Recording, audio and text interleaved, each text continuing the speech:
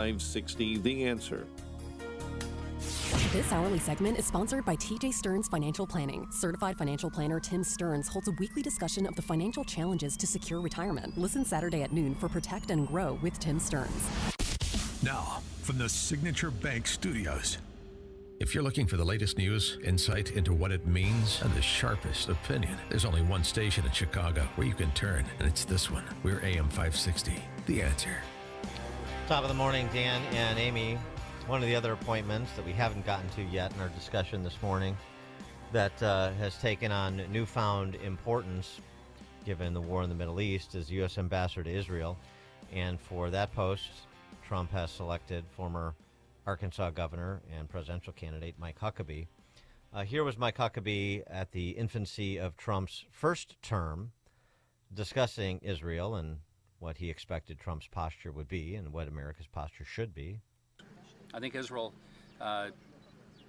has title deed to Judea and Samaria. There are certain words I refuse to use. There is no such thing as a West Bank. It's Judea and Samaria. There's no such thing as a settlement. They're communities, they're neighborhoods, they're cities. There's no such thing as an occupation. That they get out of their minds that people are living in lean-tos and tents, and sleeping in cars, circled around a tree. They're living in very well-designed and beautiful cities and communities. Can't wait to get back. I'm going to take an extra hat. I'm going to get it to President-elect Trump. Build Israel great again. Who knows? We may see him wear this out there in one of his rallies somewhere. I don't know. Can't promise that. I can only promise. So that's about as strong a statement in terms of belief in Israel as a fundamental ally of the United States, as you're going to hear. For more on this and some of the other appointments we have been discussing this morning, please be joined by Rich Goldberg, former National Security Council official and U.S. Senate aide, currently senior advisor at the Foundation for the Defense of Democracies. Rich, thanks for being with us. Of course. Good morning. What do you think about the Huckabee selection? It's a home run. I mean, Mike Huckabee is, first of all, just a good person, a great former governor, actually just a good role model for, I think, the next generation of Americans. But in this context, one of the most, important pro-Israel champions in the country, and a voice that represents tens of millions of Americans as an evangelical Christian who's going to express that support in public every day, both to represent the United States to Israelis who have been watching now for over a year as the streets in the United States are filled with all these pro-Hamas demonstrators. Jews are getting shot in Chicago or attacked in other ways, or synagogues getting attacked just for being Jewish and supportive of Israel. What has happened, not just in the streets, but on college campuses, very confused of what's happening, a presidential election in which one of the candidates was saying all those people in the streets, pro-Hamas, have some sort of a point and it's real where they're coming from. You're going to have a complete 180 now of the voice of the United States back to the people of Israel saying, we are with you 150%. And then I think to come back onto a Sunday show live from Jerusalem to speak to tens of millions of Americans about what he's seeing on the ground and why he supports Israel, I think is going to be a great antidote to what we have going on in this country from the radical left poisoning the next generation to hate Israel. Well, the other thing, too, about that 180 you're speaking of is it's going to send a message to Western Europe that America is not going to tolerate anti-Semitism. We're not going to be mealy-mouthed on the topic anymore. And so you may want to, clean up your act, what's happening in your streets in places like we've seen recently, like Amsterdam. 100%, and I think we'll still see who he wants to appoint to be the special envoy for anti-Semitism. But you talk about Elise Stefanik going to the United Nations now after what she did to university presidents on anti-Semitism in front of the entire world.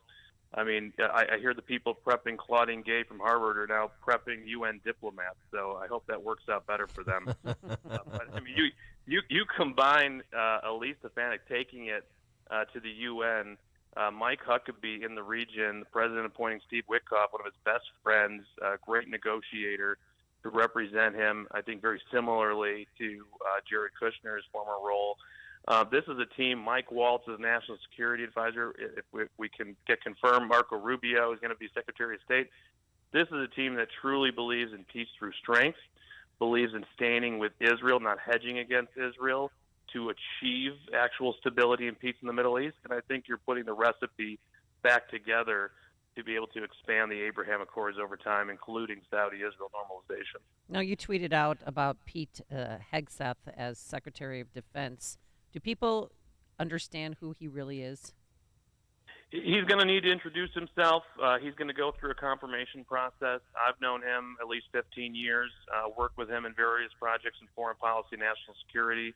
He's a great mind. If you've ever watched him break down a situation on television, people forget he didn't start as a co-host on the weekend for Fox and Friends. He worked his way up to that position. I remember him starting off there as a national security analyst, somebody who really was trying to break down complex military solutions, make proposals to whoever's in power. He had been in a lot of foreign policy discussions. When I was on Capitol Hill, we would call him. So I'm very impressed with him, always have been.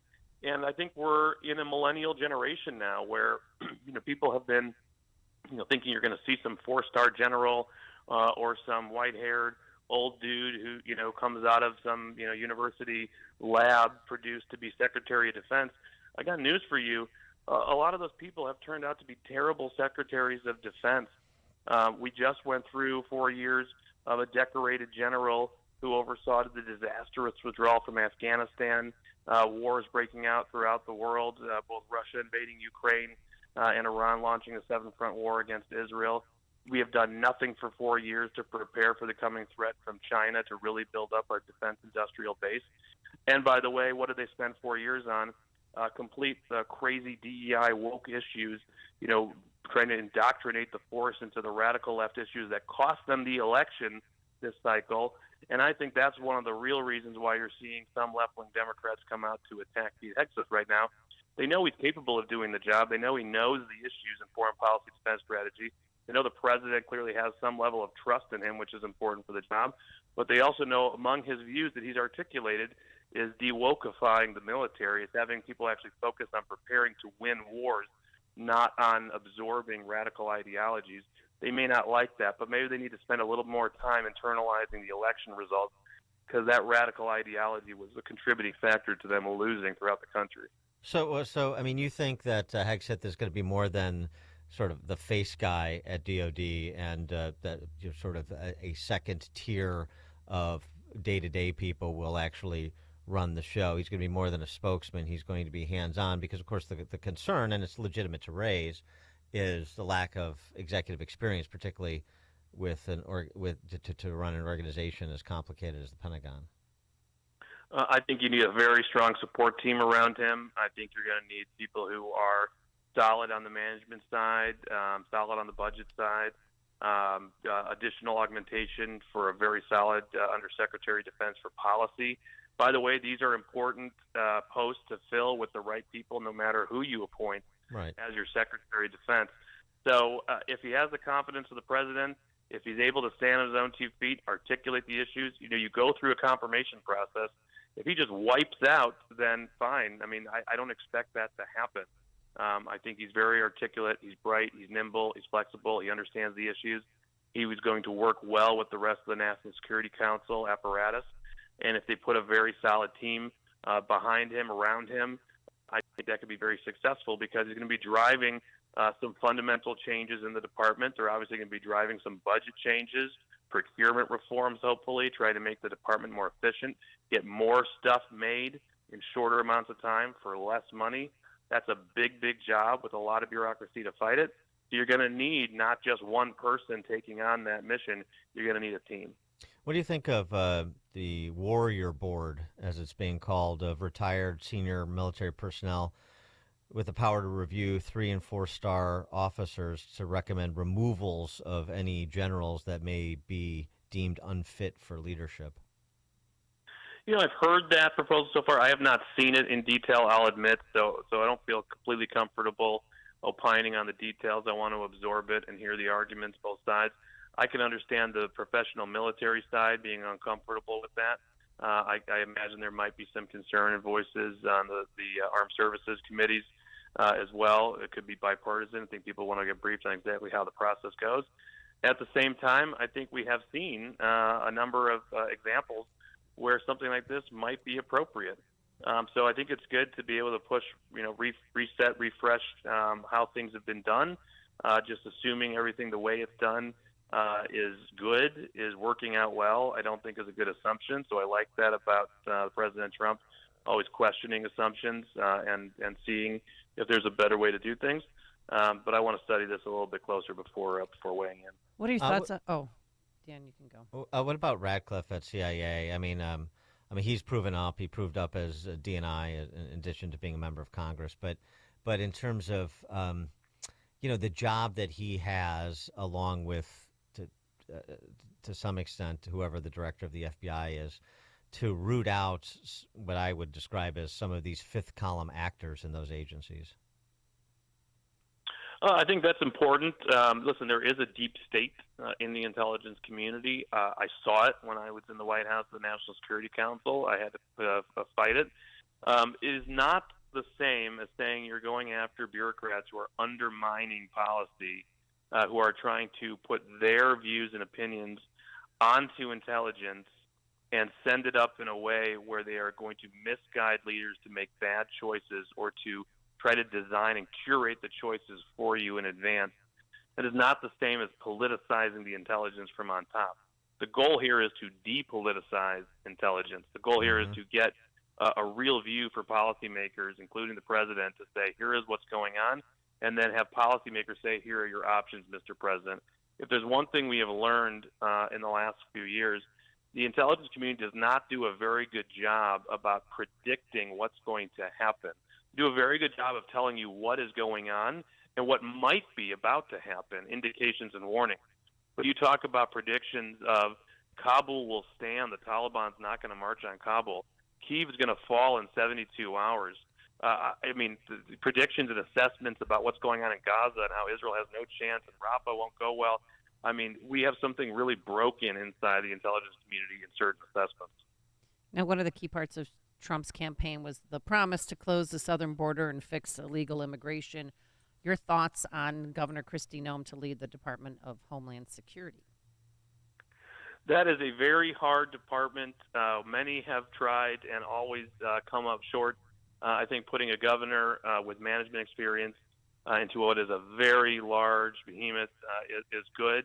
I think having a czar, Tom Homan, who's going to be able to identify for cabinet members and agency leads where the landmines are, who's going to pop up in the bureaucracy, where are the legal challenges going to come, how do you avoid these things, lessons learned from past DHS secretaries who came up short, and then also having the relationship and the constant communication flow back to the president.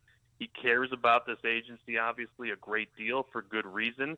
He wants to see results in this area very quickly, and he wants to be kept in the loop. And so the worst thing is to have somebody there who thinks that they know best, they're going to go off in their own direction, they're going to make a whole bunch of mistakes, and the president's going to be, left holding the bag, very upset about it, firing somebody. So I hope this process sets him up for success and her up for success.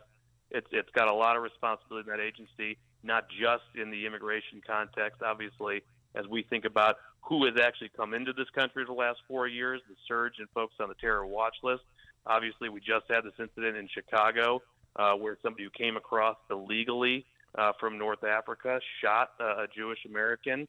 We have very few details about that case still, which I'm shocked by. I hope more comes out. But we definitely have a very high Homeland Security threat at the moment, and DHS is going to have to work very closely with the FBI on that.